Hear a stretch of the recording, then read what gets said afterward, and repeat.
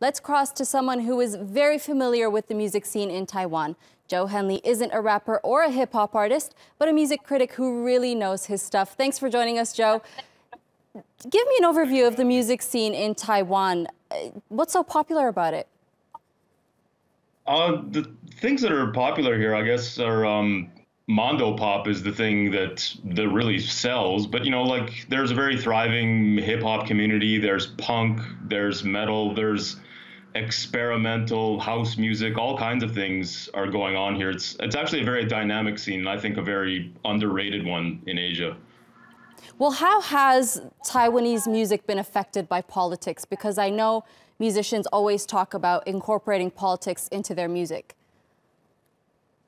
Yeah, basically, I mean, with the situation going on with China and the constant struggle to convey a sense of Taiwanese identity to the world, they can't help but incorporate that into their music. So you get bands like Thonic, who have been political for much of their career as well, and trying to promote awareness of the situation vis-a-vis China internationally on their tours in Europe and their tours in America. And there's also bands domestically, like punk bands like Fire Extinguisher, who basically wrote the soundtrack to the Sunflower movement in 2014, and other bands like that as well that have seen, what's going on, not just with China, but in domestic politics as well. And they incorporate that into their songs, and it becomes part of the dialogue, and not only the soundtrack, but it can frame what's going on for young people, old people, and everybody here. Well, considering hip-hop being born in the Bronx, how would a Taiwanese rapper incorporate their own culture into their music? They do it in a number of ways. I mean, one, like say in the backing track or in the samples, they'll incorporate traditional instruments like the erhu or the pipa, something like that, which is kind of like a mandolin.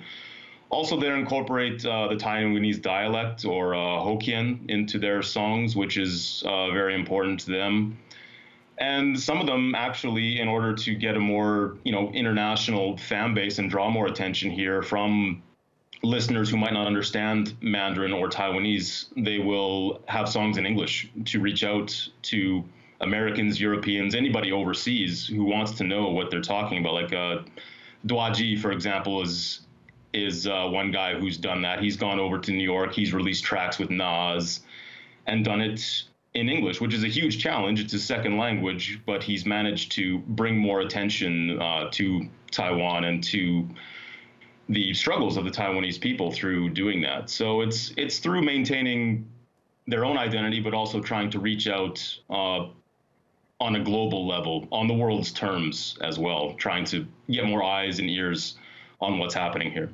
Well, thank you so much for analyzing that for us, Joe. It was a pleasure having you on our show today. Thanks very much.